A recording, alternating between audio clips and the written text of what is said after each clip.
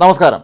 ചെങ്കടലിൽ കഴിഞ്ഞ ദിവസം ഹൂതി വിമതർക്ക് നേരെ ശക്തമായ ആക്രമണം നടത്തിയ കാര്യം സ്ഥിരീകരിച്ച് അമേരിക്കൻ പ്രസിഡന്റ് ജോ ബൈഡൻ.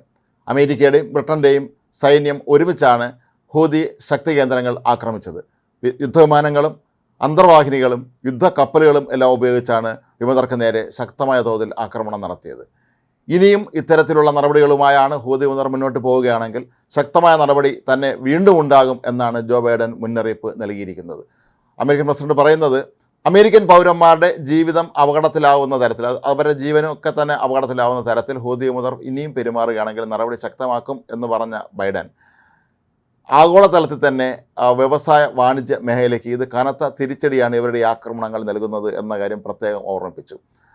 നേരത്തെ തന്നെ ഹൂതി വിമതർ ചെങ്കടലിൽ ആക്രമണം ശക്തിയാക്കിയതോടുകൂടി, അതല്ലെങ്കിൽ പല കപ്പലുകൾ ഇവർ തട്ടിയെടുക്കാൻ തുടങ്ങിയതോടുകൂടി തന്നെ ഈ മേഖലയിലൂടെ കടന്നു പോകുന്ന കപ്പലുകളുടെ എണ്ണത്തിൽ ഗണ്യമായ കുറവ് അനുഭവപ്പെട്ടിരുന്നു.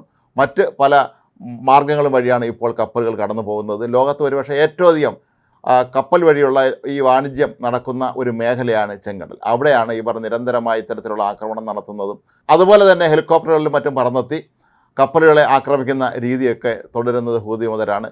കഴിഞ്ഞ ആഴ്ച ഹൂതി വിമതരുടെ 3 ബോട്ടുകൾ അമേരിക്കൻ വ്യോമസേന തകർത്തിരുന്നു. അത് അമേരിക്കൻ വ്യോമസേന നടത്തിയ ആക്രമണത്തിലാണ് തകർന്നത്. അതേസമയം ഇന്ത്യൻ വിദേശകാര്യമന്ത്രി ഡോക്ടർ എസ് ജയശങ്കർ അമേരിക്കയിലെ പ്രതിരോധ വകുപ്പ് സെക്രട്ടറിയുമായി ടെലിഫോണിൽ സംഭാഷണം നടത്തിയിരുന്നു.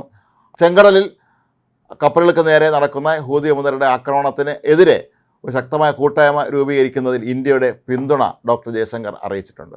ഏതായാലും ഹമാസ് തീവ്രവാദികൾ ഇസ്രായേൽ ആക്രമിച്ചതിന് തൊട്ട് പിന്നാലെയാണ് അവർക്ക് പിന്തുണയുമായി ഹൂതി വിമതരും ഹിസ്ബുള്ളയും എല്ലാം എത്തുന്നത്. പക്ഷേ ഇപ്പോൾ ഈ 2 തീവ്രവാദ സംഘടനകളെയും കൂടെ ഒരുമിച്ച് ഇല്ലാതാക്കാനുള്ള നീക്കങ്ങളാണ് അമേരിക്ക ഉൾപ്പെടെയുള്ള ലോക രാജ്യങ്ങൾ നടത്തുന്നത്.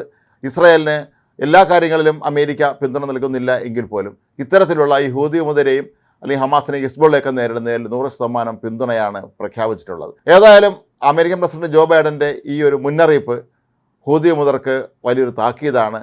ഞങ്ങളെ ഇനിയും ആക്രമിക്കാനാണ് നിങ്ങളുടെ ഉദ്ദേശമെങ്കിൽ അത് ശക്തമായി തന്നെ തിരിച്ചടിക്കും എന്നുള്ളത്.